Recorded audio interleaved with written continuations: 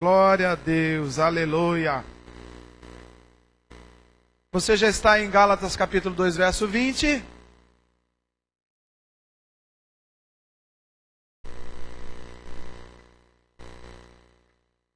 Já estou crucificado com Cristo e vivo, não mais eu, mas Cristo vive em mim. E a vida que agora vivo em carne, vivo-a na fé do Filho de Deus, o qual me amou e se entregou a si mesmo por mim. Palavra do Senhor. Amém? Agora avança um pouquinho, Filipenses capítulo 1.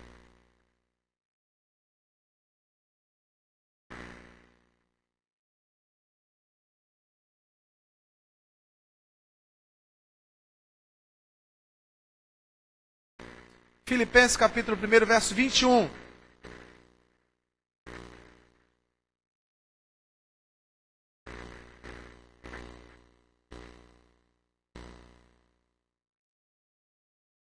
Porque para mim, viver é Cristo. E o morrer é lucro. Mas, se viver na carne me der fruto da minha obra, não sei então o que devo escolher. Mas de ambos os lados estou em aperto, tendo o desejo de partir e estar com Cristo, porque isso é muito melhor. Mas ainda julgo necessário, por amor de vocês, ficar vivo em carne. E tendo esta confiança, sei que ficarei e permanecerei com todos vós para proveito vosso e gozo da fé, para que a vossa glória aumente por mim em Cristo Jesus, pela minha nova ida a vós, assim diz o Senhor. Amém? Vamos orar? Feche os teus olhos, curve a tua fronte. Vamos falar com o Pai. Muito obrigado, Jesus, pelo dia que o Senhor nos deu. Obrigado pelas ministrações que o Senhor fez em cada coração em particular, direcionando, instruindo, educando, ensinando, admoestando, conduzindo, para que esse fim de noite estivéssemos aqui na tua casa, Pai. Muito obrigado. Tudo que aconteceu conosco nesse dia valeu a pena, porque nos trouxe a presença do Senhor. As dores, os medos, as angústias, tudo isso é válido porque estamos diante do tabernáculo do Senhor. Valeu a pena, meu Pai. Esse dia já valeu a pena, porque estamos diante do trono do Senhor. Através da tua palavra, meu Pai, então eu peço-te, ministra ao nosso coração ainda o que falta, aquilo que precisamos ouvir, para que esse dia feche-se com chave de ouro, em saber que depois desta mensagem, não seremos mais os mesmos. Ajuda-nos a crescer na fé. Ajuda-nos a colocar em prática esta mensagem do apóstolo Paulo. Ajuda-nos a viver por Cristo e através dele darmos frutos para a glória do nome de Jesus. Ajuda-nos, Pai. Cura-nos. Precisamos do milagre. Precisamos de uma intervenção sobrenatural. Carecemos do Senhor. Confiamos no Senhor. Colocamos todo o crédito no nome de Jesus, e quem crê diga amém. Glória a Deus. Viver para mim é Cristo. E o morrer é ganho, é lucro. Porque já não vivo mais eu, mas Cristo vive em... Será? Será que Cristo vive em você? Será que o seu viver é Cristo? Se eu pegasse a tua vida como um raio-x e colocasse diante da igreja, as pessoas viriam a cruz de Cristo em você? As pessoas sentiriam o perfume de Cristo em você? As suas atitudes, as suas ações, o teu dia a dia, eles espelham o desejo de Cristo? Porque se Cristo vive em mim, já não vivo mais eu, a vida que quero, mas vivo a vida que Deus determinou para mim. Se Cristo vive em mim, Ele me direciona, Ele me orienta, Ele me conduz. Então as minhas atitudes, as minhas reações serão pautadas pela vontade daquele que vive em mim. Ou será que Cristo vive do meu lado, próximo, e eu continuo no controle da minha vida? Se Cristo vive em mim, Ele controla. Se Cristo vive em mim, Ele direciona.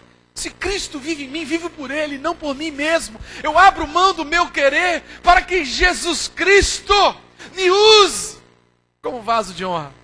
O apóstolo Paulo diz: eu estou doidinho para ir morar com Jesus, mas em carne,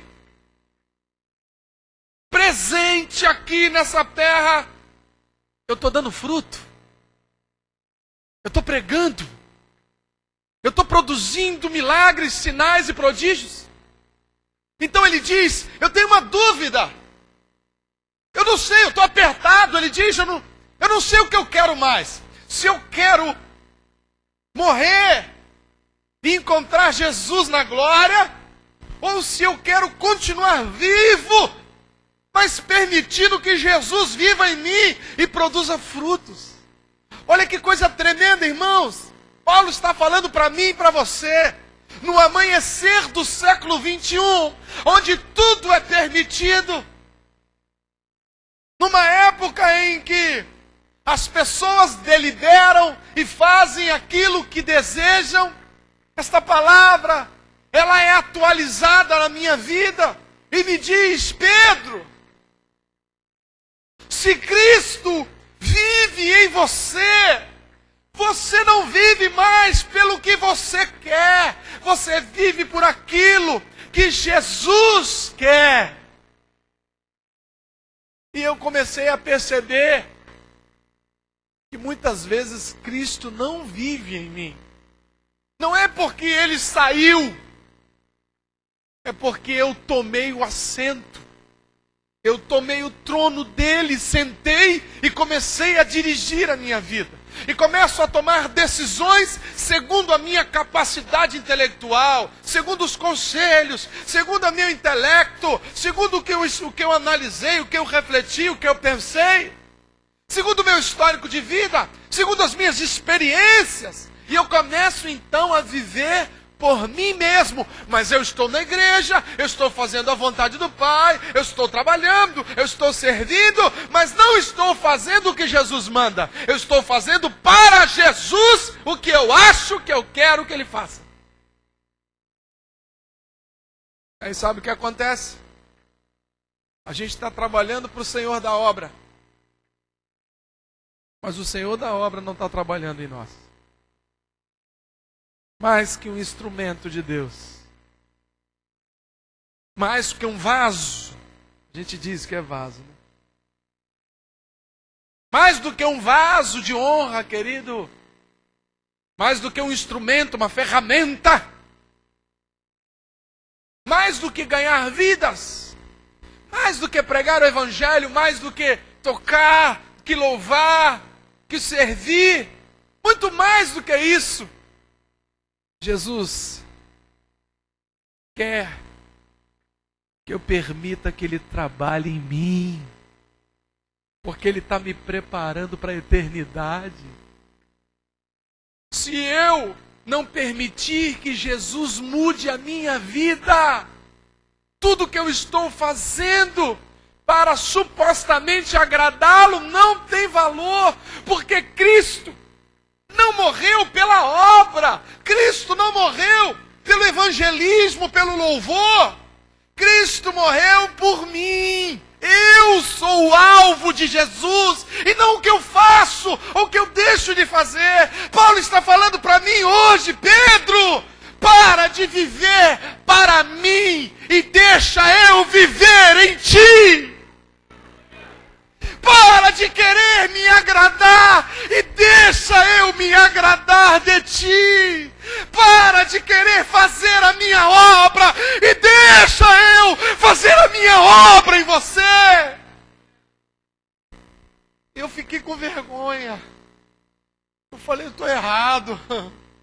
Está tudo errado. Eu estou trabalhando demais. E não estou deixando Jesus trabalhar em mim. Estou preocupado demais com a obra. Enquanto Jesus não está preocupado com a obra, porque Ele é poderoso, Ele está preocupado comigo. Porque a obra não tem livre-arbítrio, é dele, é a noiva dele, mas eu tenho. Eu posso atrapalhar o trabalho de Deus, mas Deus nunca vai atrapalhar o meu trabalho. E aí eu comecei a pensar e pedir perdão a Deus por muitas vezes saber que Cristo habita em mim através do seu Espírito, mas eu peço a Ele para sentar no banco do carona. Você está cansado, Espírito? Deixa eu dirigir um pouquinho, né? Quando a gente é pequeno, principalmente os moleque homem, e o pai tem um caranguinho, o molequinho fica ali, ele não aprecia o passeio, ele fica olhando a embreagem, o freio, e fica assim: pai, deixa eu dirigir. Deixa eu levar, pai, você está cansado, pai? No fundo, ele só quer sentar e dirigir. E eu percebi que quando eu falava para Jesus, deixa eu dirigir um pouquinho, Jesus, você está cansado. Não dá nada, Jesus não cansa. Era eu que estava querendo sentar no volante. Eu que queria passar marcha. Eu estava querendo ocupar o lugar que eu entreguei para Jesus quando me converti. E aí o Espírito Santo falou comigo assim: não. Para de viver para Cristo e deixa Cristo viver em você. E aí eu comecei a entender coisas novas, querido. Comecei a descansar em saber que a obra não é minha, não é sua, é dele. Eu sou dele, você também. Então entrega o teu caminho, o teu cuidado ao Senhor e confia nele. Você está atribulado, você está preocupado, é porque você acha que tem participação nessa obra, mas não tem. Jesus cuida de você sozinho. Ele tem poder para te curar, para te salvar, para te restaurar, ainda que você não faça nada. Mas a gente acha que tem que participar. Aí a gente fica igual Marta lá na cozinha, chata, lavando os pratos e resmungando, fazendo comida, esse cheiro de cebola. Eu estou fazendo isso para Jesus. Eu vou servir Jesus. Maria, preguiçosa, está lá sentada lá. Eu não. Sou obreiro, estou trabalhando, estou ralando. Está pesado o fardo, pastor. Olha, servir a Deus é muito difícil. Estou aguentando essa pressão. Mas eu estou fazendo isso por Jesus. Chega na sala, Jesus!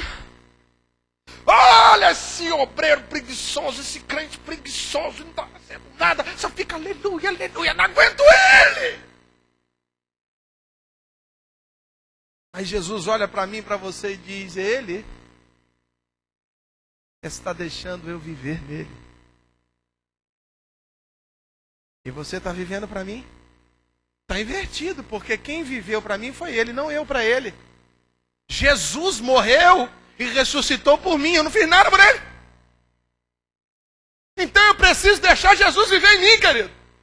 Porque ele é todo poderoso, eu não sou nada. Deixa a Marinha sentada. Porque a Marinha está fazendo o que tu deveria ter feito, Pedro. E o que ela está fazendo, não vou tirar dela. E vou tirar o que você está fazendo. Porque você está atribulada demais. Marta, está preocupado com o quê? O que eu vou fazer? Como eu vou trabalhar? Como é que eu vou servir? Qual vai ser o menu? Tem que trabalhar. Calma, irmão. Deixa Cristo viver em você. Você acha que é mais capaz do que Jesus de direcionar a sua vida? Você acha que é mais inteligente? Mais perspicaz? Você acha que tem mais capacidade de direcionar a sua vida do que ele? Do que os médicos? Do que os advogados? Do que os chefes de Estado? Do que os líderes? Ninguém tem poder como ele. Ele direciona, ele levanta e abate quem ele quer. Ele tem poder para fazer a ferida e ele envia a cura, porque ele é Deus. Então deixa ele viver em você. Amém. Fala para 2 ou 3 aí. Deixa Jesus viver em você.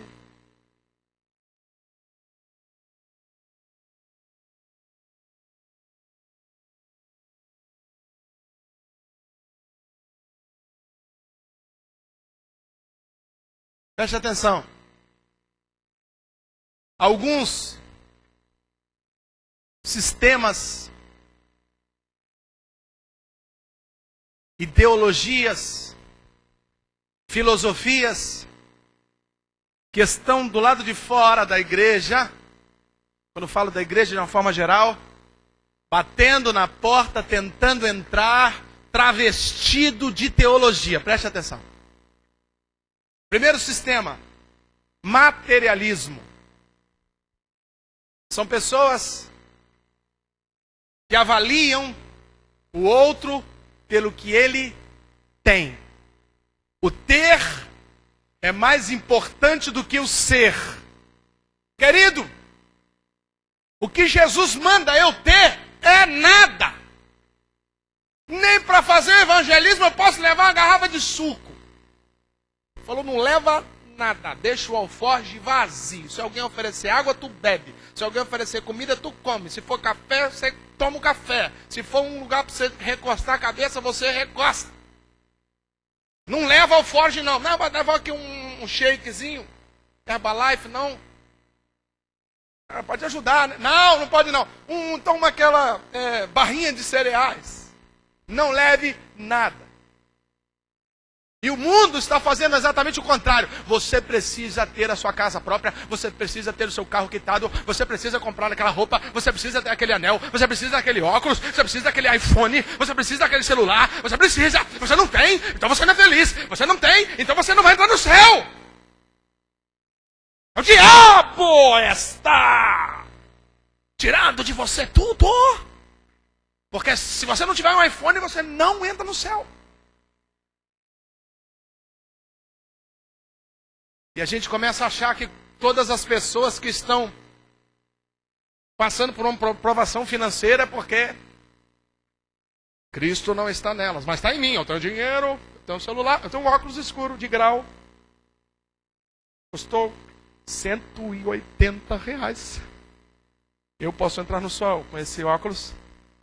Isso é materialismo, querido. A igreja, Cristo, o Evangelho, ele é contraditório ao mundo. O mundo diz, quanto mais você tem, melhor. Jesus diz, quanto mais você tem, mais atribulado você fica. Separa o seu camelinho velho ali, você nem botou um cadeado nele. Sabe que ninguém vai roubar? Mas se tu tem um camelinho stop daquele show de bola, tu vai botar ele no cadeado, vai tentar amarrar ele numa coluna ainda. E você vai ficar aqui dentro olhando lá para fora, ver se tem alguém perto da sua camelinho. O cara tem um camelinho velho, tem alguém em cima do camelinho dele, ele não tá nem aí. Tem que falar com o cara para tomar injeção antitétano, pode pegar tétano. Isso é materialismo, querido. Diga, Cristo em mim. Não tem materialismo. O segundo sistema que eu anotei se chama relativismo. Não há verdade absoluta, tudo é relativo. Depende do ponto de vista. Então até a lei de Deus depende do ponto de vista, cara. Naturalmente aquela pessoa roubou, mas ela roubou porque estava precisando. E Jesus sabe. Tem gente que fala isso, pastor, eu não estou entregando o dízimo nem a oferta, mas Deus sabe. Deus sabe. Relativismo, porque Deus sabe que eu estou passando a necessidade. Pastor, olha só, eu entrei nesse Facebook e falei com essa ex-namorada, porque a minha mulher, porque o meu marido, Deus sabe. É relativo. A traição é relativa, a infidelidade é relativa, ter um compromisso com Deus é tudo relativo, irmão, isso é relatividade. Depende do ponto de vista. Não depende do ponto de vista não, querido. Porque quando Jesus vive em mim, essa lei não muda. Quando eu quero mudar a lei, eu preciso tirar Jesus de dentro de mim. Dá licença, homem de Nazaré, que agora quem vai decidir sou eu. Eu acho que essa lei não se aplica mais. Eu relativizo a Bíblia, as leis e a vontade de Deus.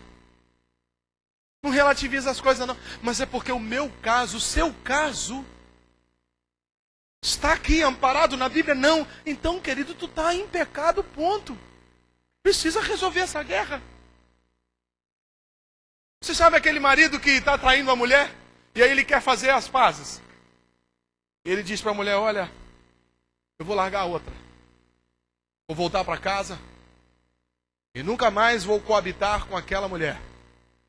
Vou ter uma relação de amizade. E conversa, pregando o evangelho para ela. Levar lá na igreja. O outro vai aceitar? Vai aceitar? Tem gente fazendo isso com Deus. Deus, eu te aceito, eu sou fiel a ti. Mas eu tenho um cachozinho com o mundo. Uma relação, amizade, colorida. Deus está lá de cima dizendo assim, para eu viver dentro de você, você tem que se separar do mundo. Para eu viver dentro de você, você tem que ser o tabernáculo da minha glória. Para mim viver dentro de você, não dá para você estar no chiqueiro, meu irmão. Não dá. Você está entendendo isso? Diga amém. Então diga, se Cristo está em mim, eu não relativizo a sua palavra. O terceiro sistema que está posto aí fora se chama misticismo. Isso entra na igreja com facilidade. Tudo é metafísico. Tudo é místico. Sonhou, pode ser um aviso dos deuses. Teve uma dorzinha, é Deus falando comigo. Furou o pneu do carro, uma mensagem de Deus. Ou do diabo. Ia sair e entornou café na roupa. Meu Deus, me dá o livro de interpretação de sonhos.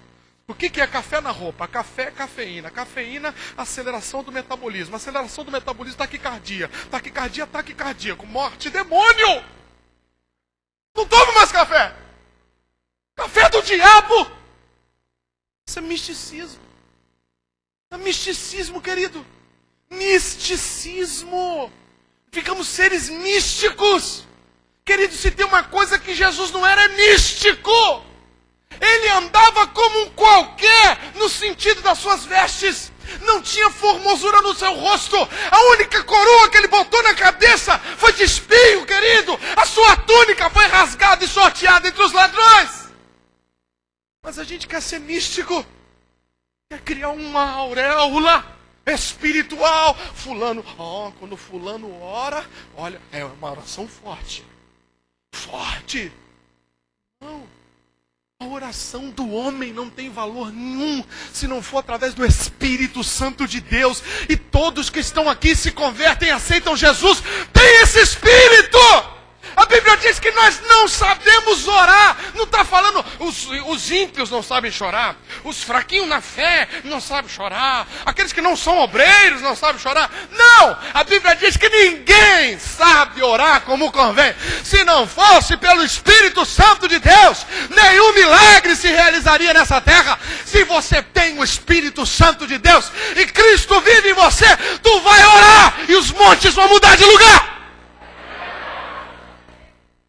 Diga, se Cristo vive em mim, eu posso orar e o milagre vai acontecer.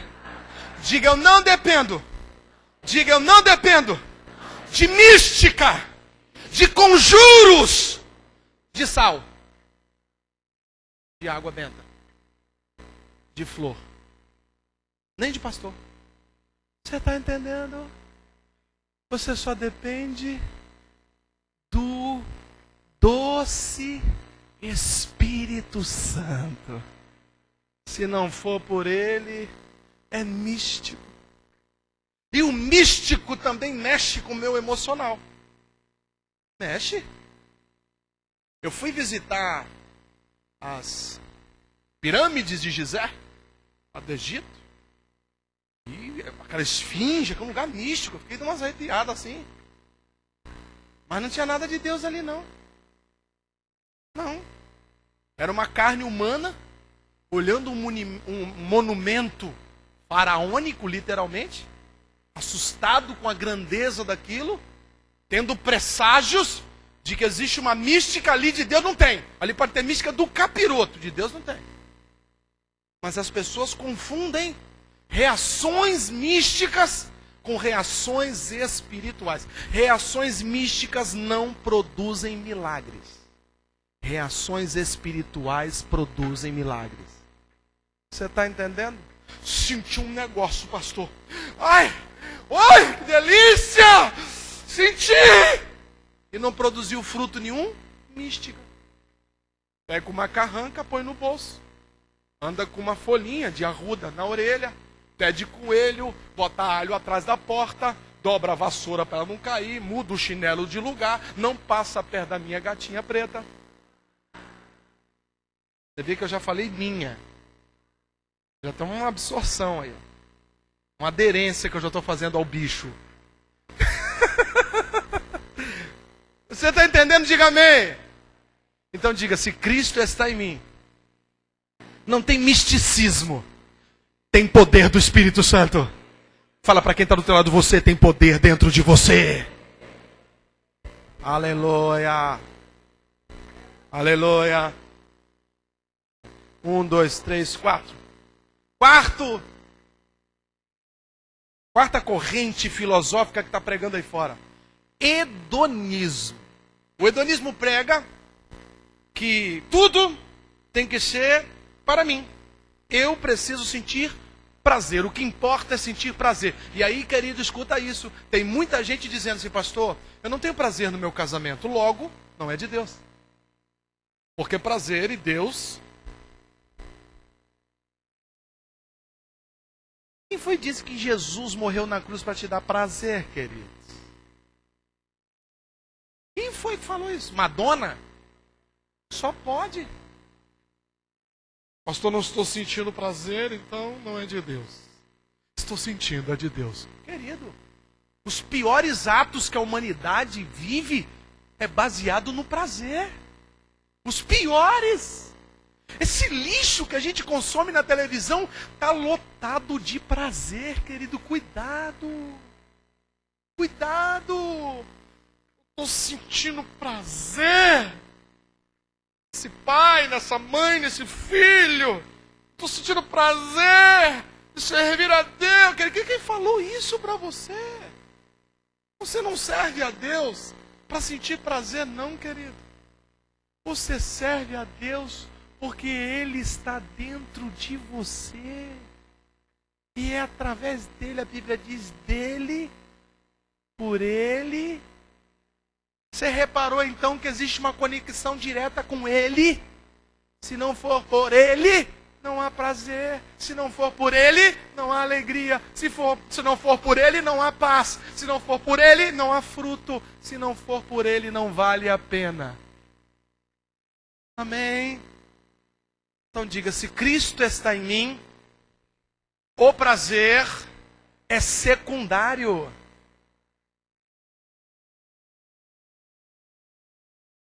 E para a gente encerrar essa parte, individualismo.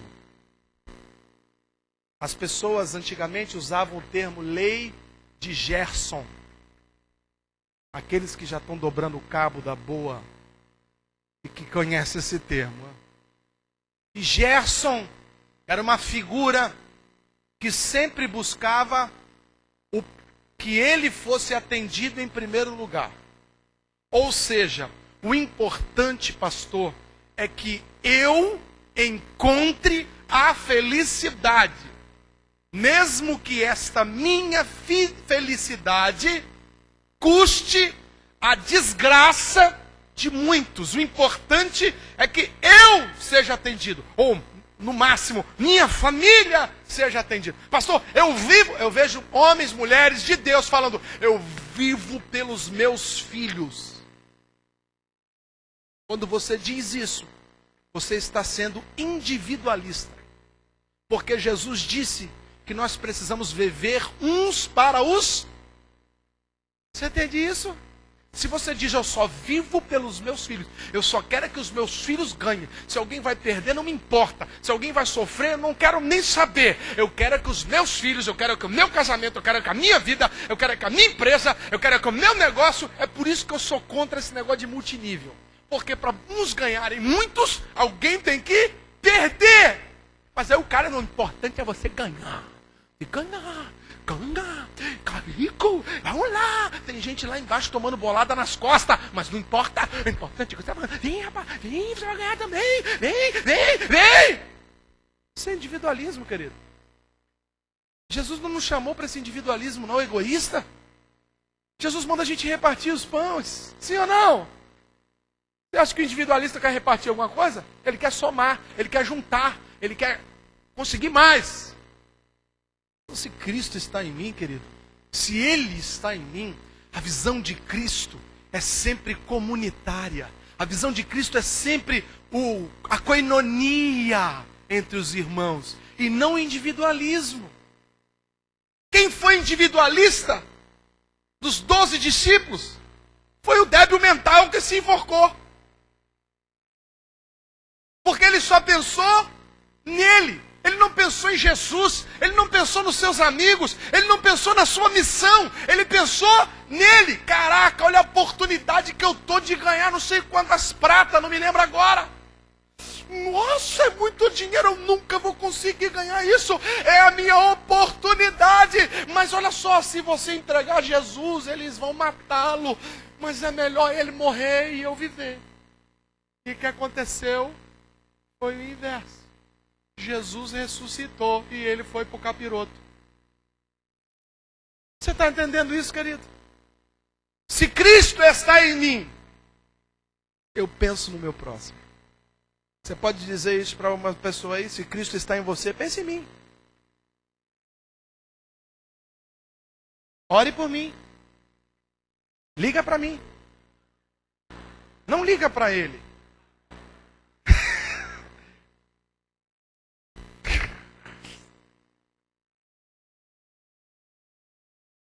Aleluia. Esse é um momento Egito na minha vida. Momento babilônico do culto.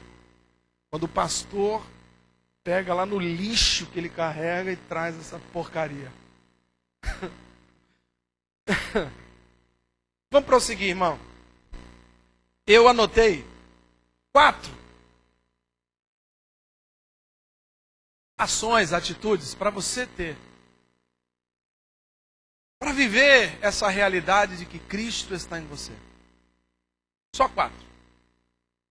Mas são muito profundas, apesar de serem facilmente entendidas. Se você quer que Jesus viva em você, ou seja, Que o seu dia a dia, as suas atitudes demonstrem que existe realmente um Deus que está direcionando a sua vida? Primeira atitude. Primeira, adiante as suas decisões. O que é isso, pastor? Vou te falar o que é. Adiantar a decisão significa não decida na hora.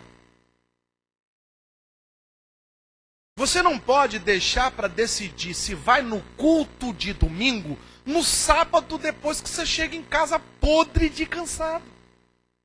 A probabilidade é que você, quando o telefone tocar, o alarme tocar 7:30 da manhã, tu vai olhar e falar assim, hoje eu não vou não. Então o que você faz? Você já estabelece, domingo pela manhã, estarei no culto. Pode me dar uma responsabilidade aí para poder amarrar o negócio.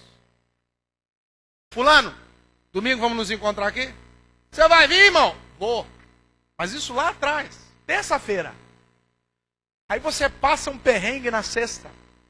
No sábado tem que levar menino doente, catarrento. Fica lá naquela fila abençoada do SUS. Chega em casa meia-noite podre de cansado. Aí você não tem o que decidir porque você já decidiu, você já acordou, você já combinou. Então você diz assim, eu não sei como eu vou, mas eu vou porque eu já decidi. É que nem um casalzinho, querido. Eles estão namorando. E ali está uma moita. Não vou falar moita não, vou falar uma sombra de árvore.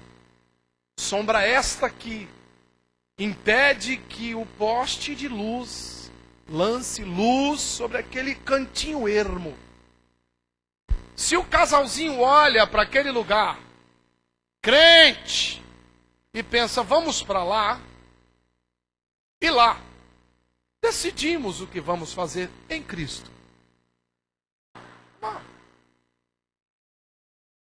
Tem a mínima condição. Porque lá na hora, quando o calor do fogo estranho de Satanás começar a produzir reações adversas nas regiões, não dá para decidir, já acabou, já foi para conta o cerol fininho, linha chilena, passou e vá, sobra nada. Então repara que você decide antes de ir, não vamos ficar sozinhos nunca. Mamãe vai sair, nós vamos também. Nós vamos para não sair para a rua, padaria. Ficar em pé na padaria que lá tem um monte de gente. Porque em pé na padaria você não vai fazer nada. Então repara, você adianta a sua decisão, querido. Você decide enquanto há razão. Você decide enquanto emocionalmente você não está envolvido. Porque na hora da emoção, a Bíblia diz que o nosso coração nos engana. Ele escolhe pela carne, ele milita pela carne, ele puxa a sardinha para a carne. Então, aprenda a decidir. Eu já falei isso aqui em outras oportunidades, vou repetir. Quando nós abrimos a igreja, Vaninha está aí hoje e não me deixa mentir. Teve um dia que nós chegamos lá e essas cadeirinhas brancas, algumas estão até hoje, estava tudo boiando. Tinha 1 metro de água dentro da igreja, né, Vânia? Tinha 1 metro de água dentro da igrejinha. A igrejinha só cabia 50 cadeirinhas. E as 50 estavam boiando. E aquela chuva torrencial. Ia ter culto no outro dia. E quando eu olhei aquela chuva, eu falei, não vai vir ninguém. Falei, Vânia, não vai vir ninguém. Vânia, nem vem, Vânia. Você vai afogar no meio do caminho.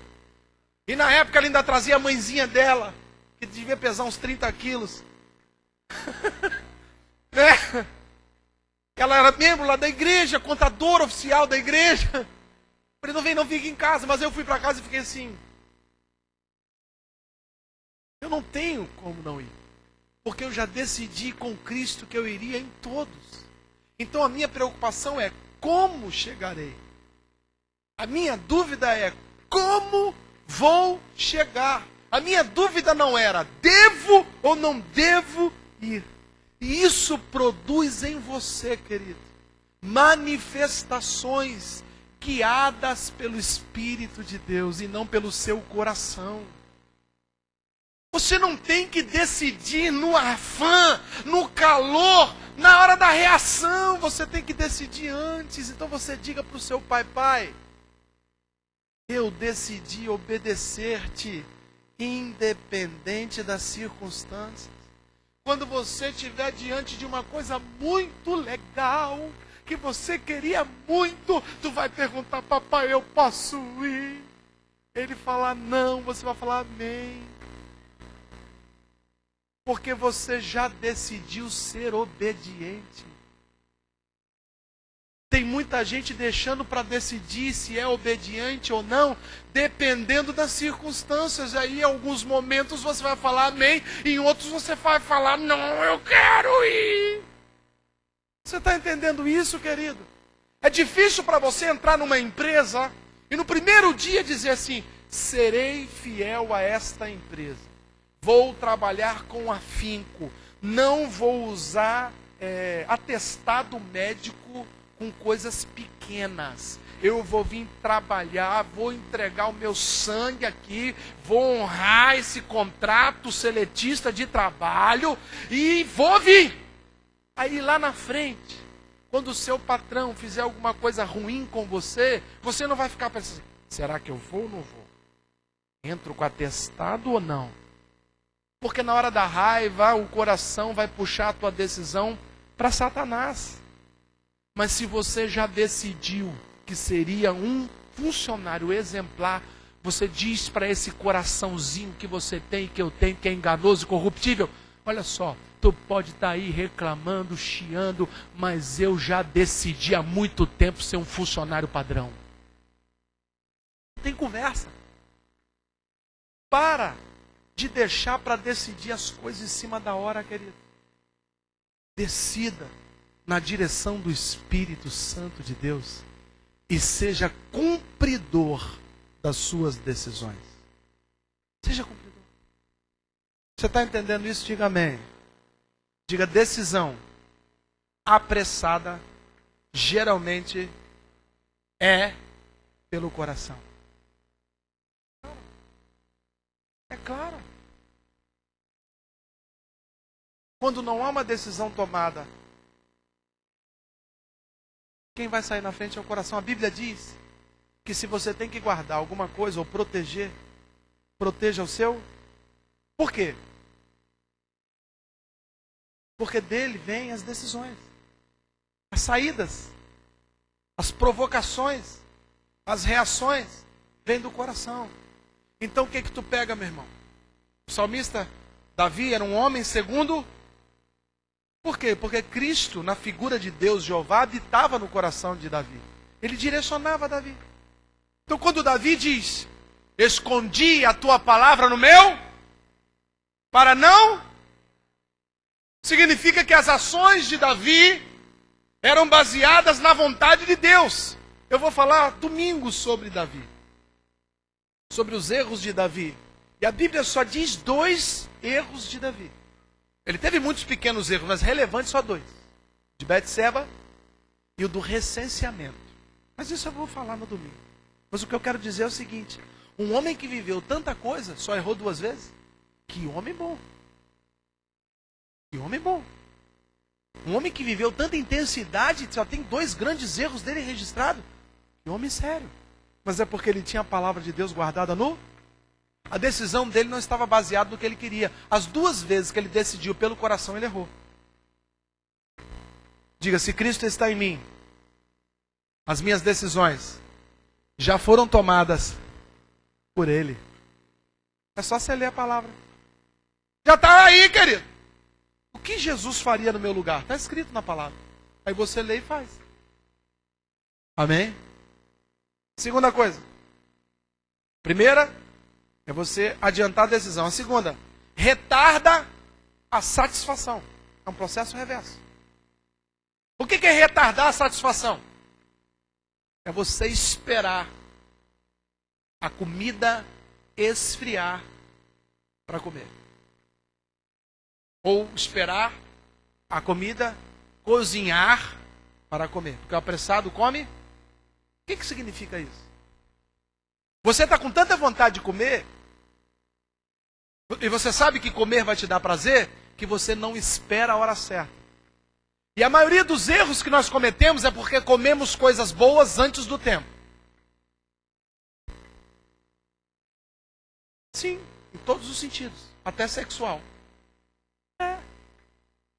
Nós não podemos achar que o prazer precisa ser saciado antes do tempo.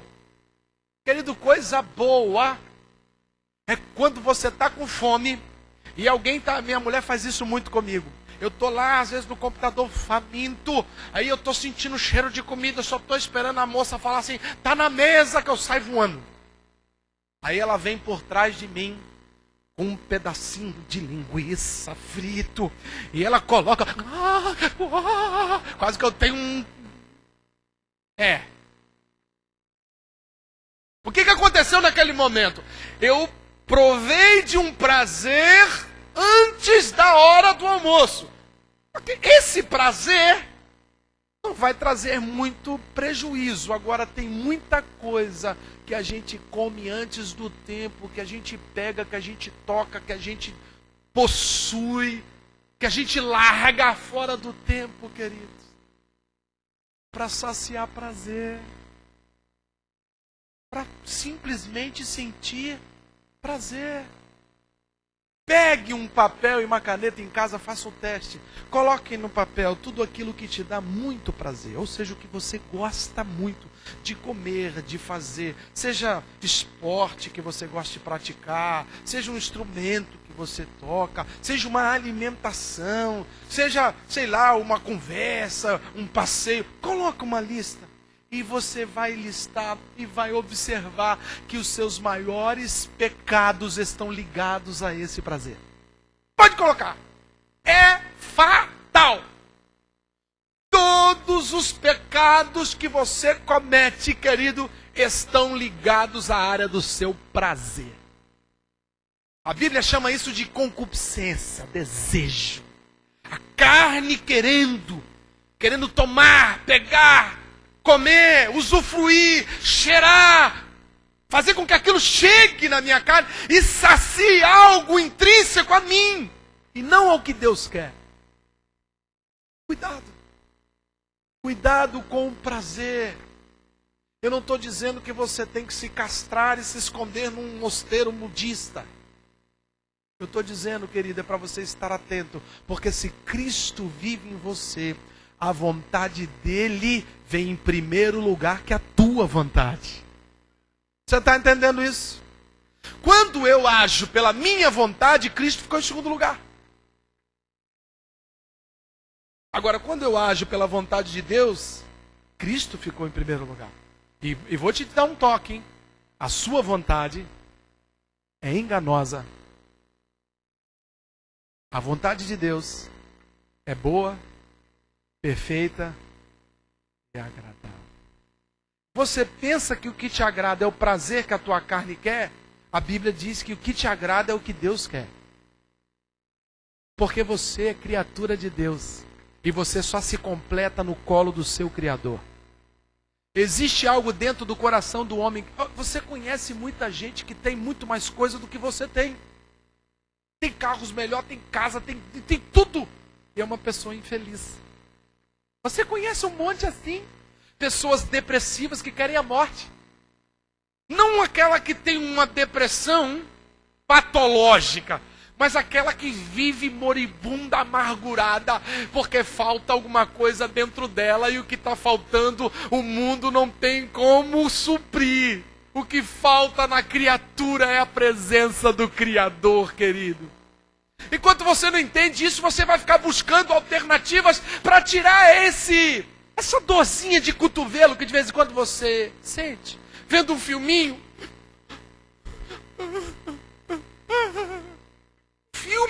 É uma ficção. E tu começa... Tem um buraco dentro de você. Alguém fala alguma coisa com você começa a ficar sentindo morte. Eu não sei porque eu estou vivo. Eu não sei para que eu existo. Esse vazio na tua alma, querido, ele tem um nome. Yeshua HaMashiach. Enquanto ele não estiver aí dentro, você vai se sentir assim. Você pode ter o mundo todo, se você não tiver o Criador, você é uma pessoa incompleta. Você pode não ter nada que o mundo tem, se você tiver o Criador, você é uma pessoa completa. Você está entendendo isso? Então, querido, lá no seu trabalho, lá na sua escola, cuidado com aquilo que te dá prazer. Você tem uma probabilidade menor de pecar em áreas que não te dão prazer. E você tem uma probabilidade maior de pecar em áreas que te dão prazer. O que te tenta, te seduz, te atrai, te germina e faz com que você dê a luz ao pecado. É o que diz a palavra de Deus. Aquilo que te atrai, querido, escute, pode ser até no ramo eclesiástico. Porque tem muita gente que acha que dentro da igreja também não tem sedução, mas tem. Tem sedução ministerial. Tem sedução de glória. Tem sedução de possessão, de domínio, de poder. Tem também. Cuidado, aquilo que te atrai é aquilo que pode te derrubar. Aquilo que não te atrai, você tem mais capacidade de refutar. Isso não me atrai, não quero. Olha, alimentação, por exemplo. Você pode estar com fome. Se você não gosta de pepino igual eu, você sente o cheiro do pepino, você não saliva. Você não gosta daquilo. Então, se alguém falou, você só vai acabar o seu jejum 2 horas da tarde. Você está com meio-dia, faminto, e alguém coloca um prato de pepino. Se você é como eu que não gosta, você não vai ser tentado. Agora.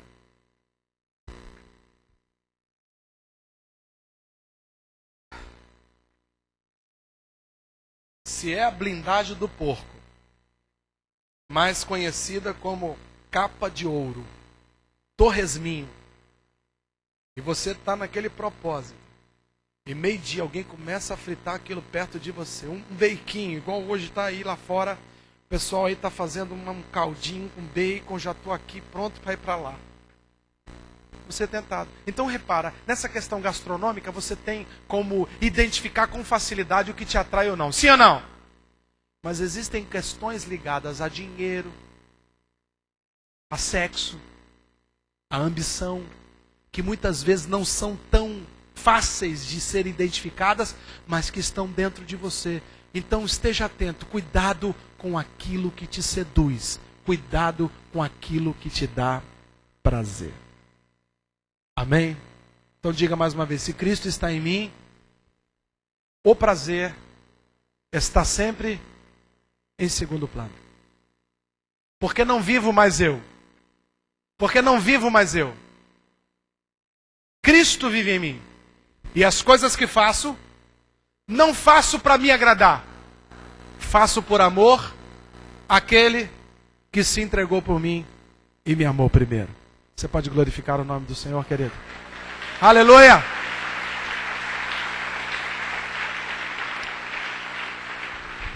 E pra gente aqui, mais 2 coisas pra gente encerrar. Primeira coisa então, adiante a decisão. Segundo, retarde o prazer. Terceiro, mantenha a visão no alvo. E o alvo é? Meu alvo é? Quando você tira a tua visão do alvo, você tende a desejar coisas que não estão diretamente ligadas a Cristo. A palavra pecado significa erro de alvo, sim ou não? Então quando eu tiro o olho do alvo, você acerta a mira com mais facilidade, olhando ou de costa? Olhando. Quando eu tiro o olho, a probabilidade de eu errar é maior, sim ou não? Tirar o alvo, os olhos do alvo, significa que eu aumento a probabilidade de errar as minhas decisões. Agora, se o meu alvo é Cristo, querido, se eu estou focado, se eu estou com os meus olhos em Cristo, como diziam os profetas que vieram antes de nós, aquele homem chamado Josafá, que enfrentou uma multidão que veio contra ele, da além do mar e da terra de Engedi, ele disse, essa multidão é grande para nós não temos como superá-la, porém, os nossos olhos estão postos em ti.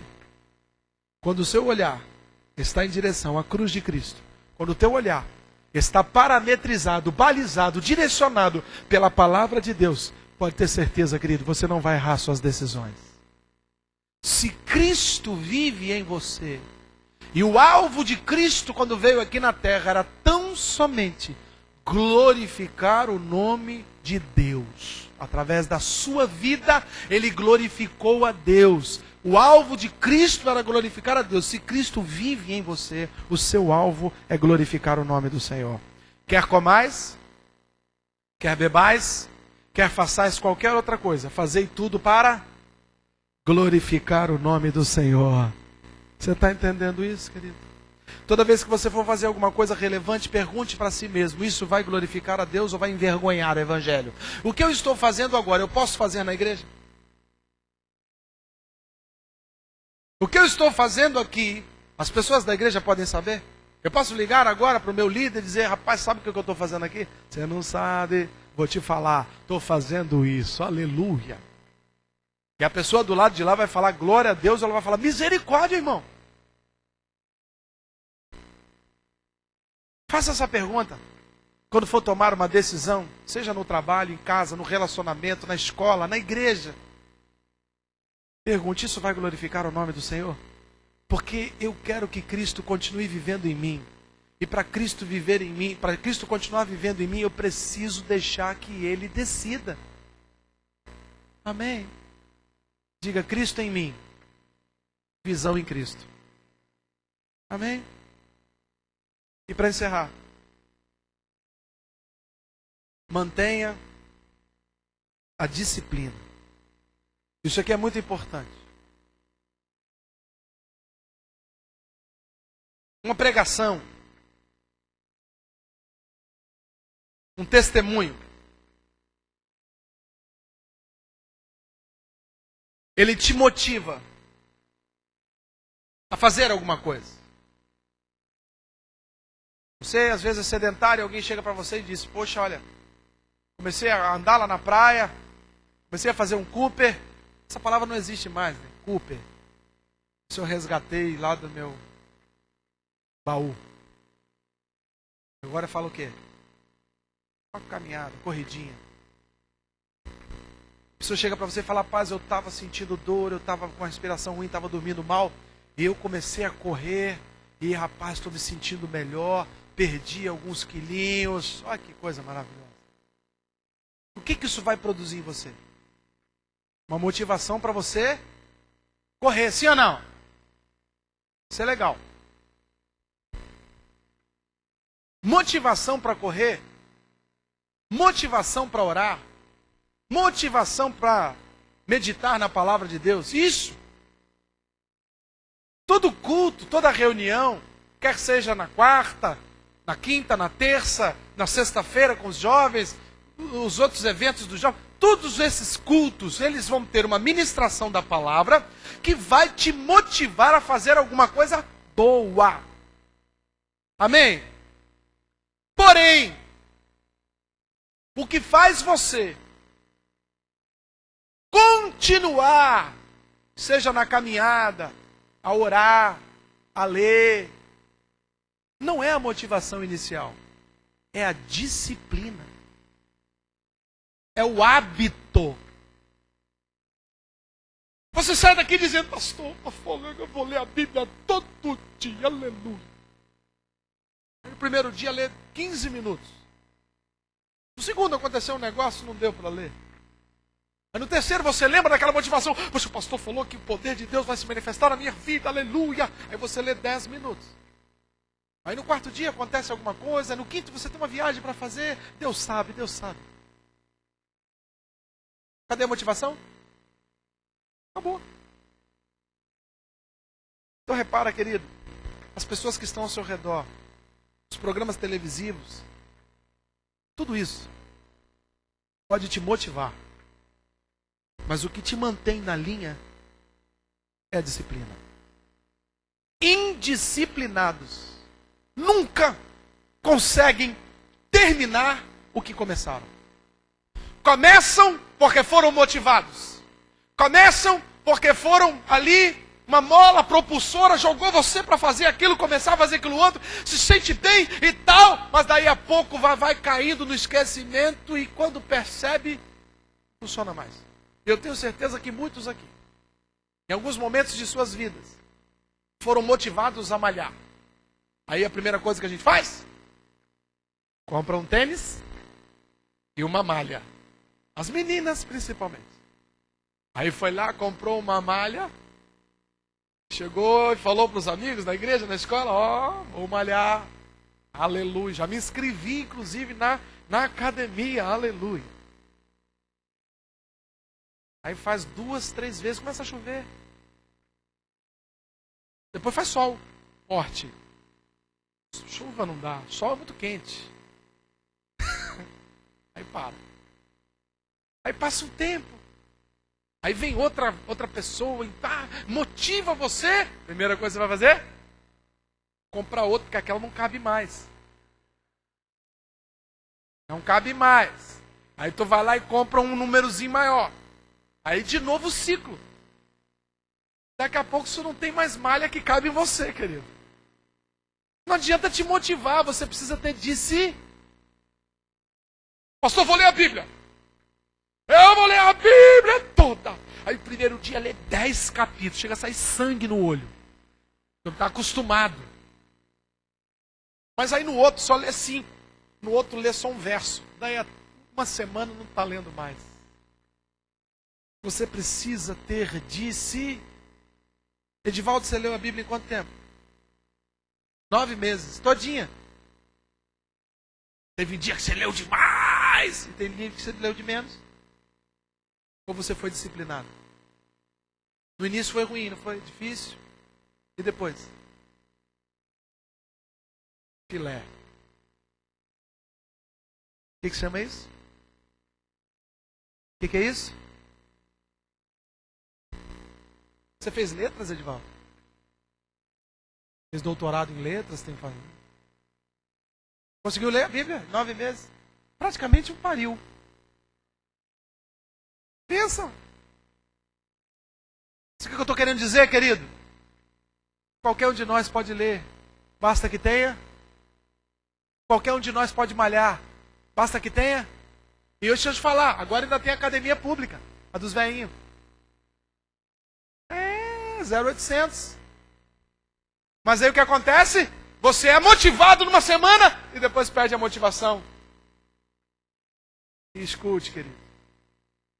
Se você não tiver disciplina em Cristo, o seu crescimento vai ser retardado. É por isso que tem gente que se converteu muito depois de você. Conhece mais a Bíblia do que você. Ah, pastor, ele é mais inteligente. Às vezes não é não. Às vezes é até descompensado, coitadinho. Mas é porque tem uma vida de meditação, estuda, pega livros, lê junto com a Bíblia, faz inferência. E você que às vezes tem mais capacidade de memorização, está lá atrás ainda tentando proclamar o salmo primeiro. Chega na parte da árvore, você não sabe se é a raiz que fica seca, se é a folha que cai com o fruto que vem depois da chuva, a chuva vem depois Você não sabe. Tudo porque não tem. Você está entendendo isso, querido? Isso é importante para o teu crescimento espiritual. Muitos chegaram aqui e disseram, pastor, aqui nessa igreja, Deus fez promessas, eu vou crescer na fé. Amém, querido, eu só vou conseguir te motivar. Mas o seu crescimento depende da sua disciplina. Você está entendendo isso? Você está entendendo isso, querido? Então diga, se Cristo vive em mim, sou disciplinado.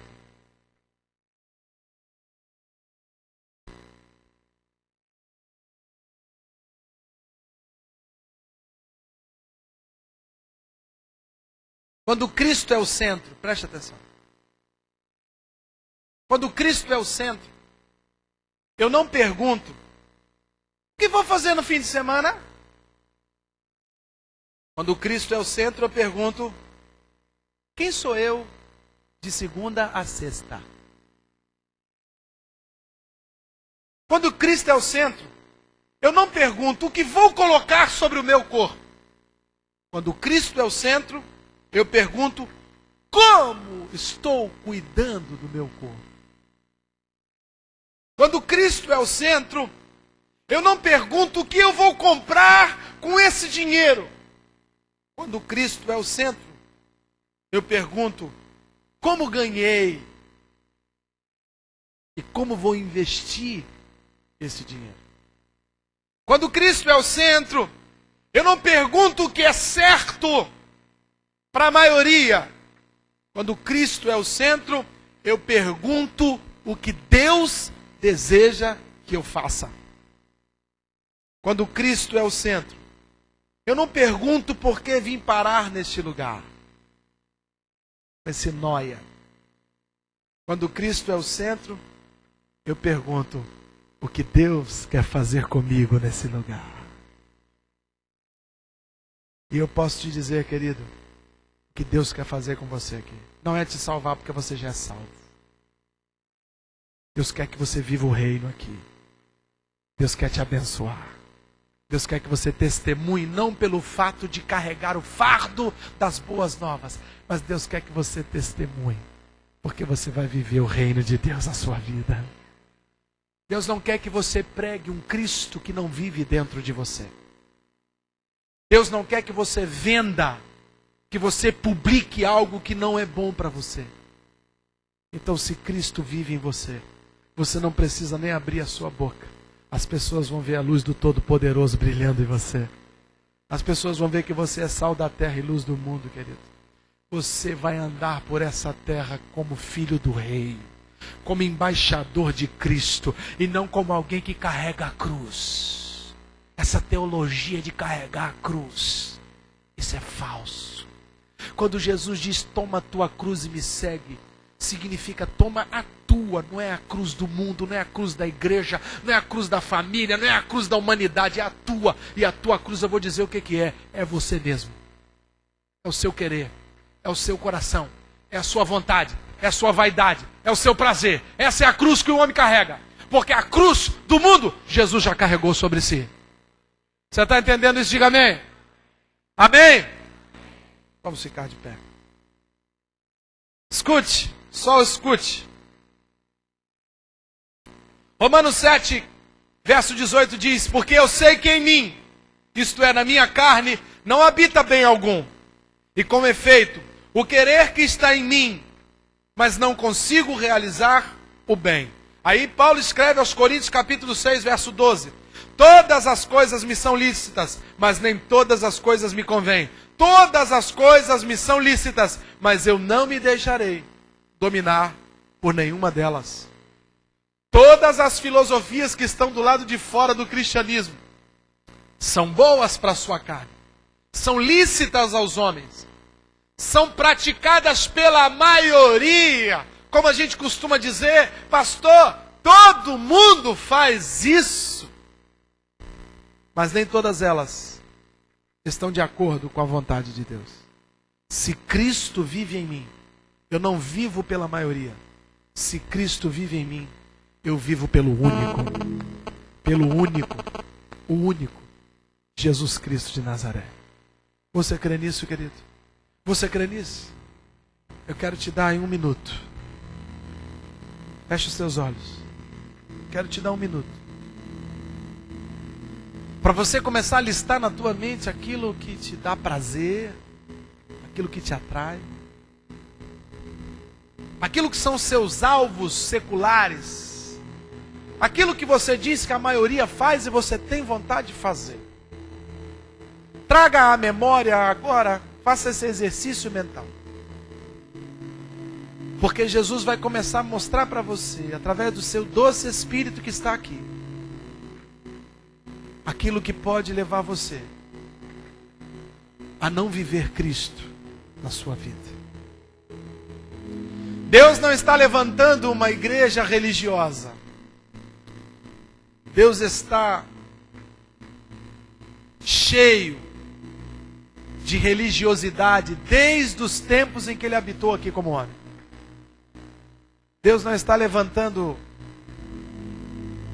fariseus, saduceus, doutores na lei. Deus quer pessoas em que Ele possa viver por elas. Deus não quer pessoas que o conheçam apenas. Deus quer pessoas que se deixem conhecer por Ele. Deus não quer pessoas que pensam que podem e que têm uma responsabilidade maior do que a responsabilidade que Deus assumiu na cruz do Calvário de cuidar de você. Deus não quer pessoas que cuidam da igreja e não permitem que Ele cuide da pessoa. Porque Cristo morreu na cruz por você, meu querido. Você é o alvo da misericórdia de Deus. Deus te ama. Deus te ama de uma forma que você não compreende. Deus, Ele te ama tanto que Ele foi capaz de entregar o seu sangue no Calvário para cobrir os seus pecados.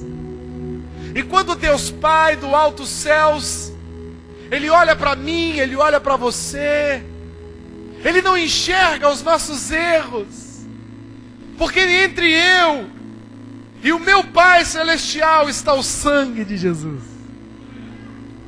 E este sangue me purifica de todo e qualquer erro que eu venha a cometer, que eu tenha cometido, ou que eu estou cometendo. Basta apenas que eu me arrependa e volte a olhar em direção a Cristo. Deus não está procurando uma igreja que trabalha para Ele.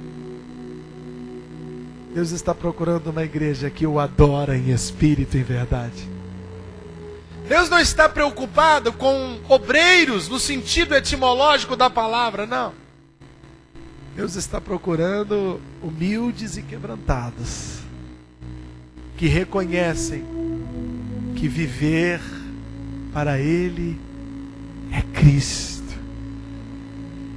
E morrer é lucro, porque vai se encontrar face a face com o Messias.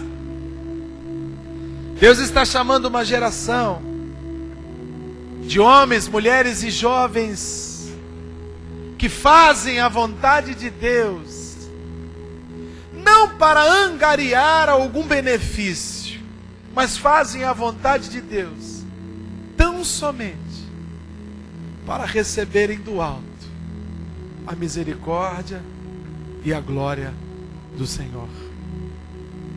Deus não está interessado em homens e mulheres que ficam na cozinha, que trabalham muito para a obra do Senhor, mas não se assentam aos pés de Jesus para ouvi-lo falar. Deus não está procurando pessoas para distribuir o pão. Deus está procurando pessoas que querem se alimentar do pão vivo. Querido, você precisa mudar a sua perspectiva de Jesus e deixar que Jesus mude você, porque você sozinho não é capaz, e nenhuma autoridade, nenhuma sabedoria humana, e nem mesmo a palavra de Deus do lado de fora do seu coração muda você. Ela precisa estar produzindo frutos de dentro para fora, e só Jesus pode fazer isso. Deixa Jesus fazer um milagre dentro da sua vida, querido. Você não precisa querer ver milagres, você precisa querer ser milagre. Quando eu olho no espelho, eu não vejo os milagres que Deus realizou na minha vida, através da minha vida. Quando eu olho no espelho, eu vejo o milagre que eu me tornei. Deus quer que você seja um milagre, um espanto, um assombro.